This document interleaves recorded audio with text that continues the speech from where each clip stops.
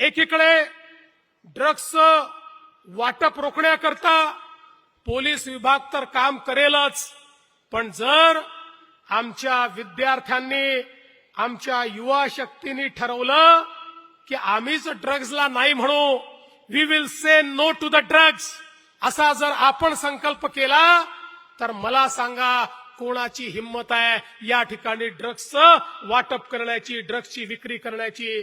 त्यामुळे एकीकडे तुमचा संकल्प, एकीकडे शासनाचं पोलिसांचं काम, दुसरीकडे सगळ्या प्रकारे बॉटल नेक करून त्या ठिकाणी जिथनं ड्रग्ज येतात, जिथे ते तयार होतात, जिथे सिंथेटिक ड्रग तयार होतात, त्याचे जे काही इन्ग्रेडियंट्स आहेत ते जिथनं येतात, अशा सगळ्या ठिकाणी या संदर्भातली कारवाई.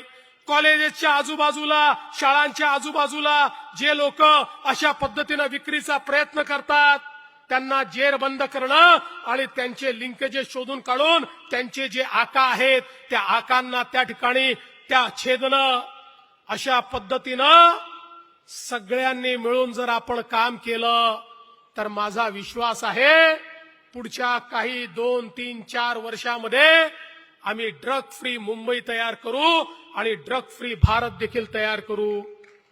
पण याकरता आवश्यकता आहे तुमच्या निग्रहाची, याकरता आवश्यकता आहे तुमच्या मदतीची.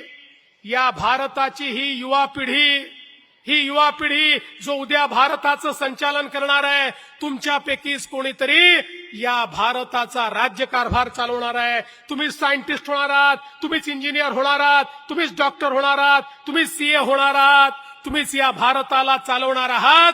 त्यामुळे तुमचा निग्रह या ठिकाणी अत्यंत आवश्यक आहे.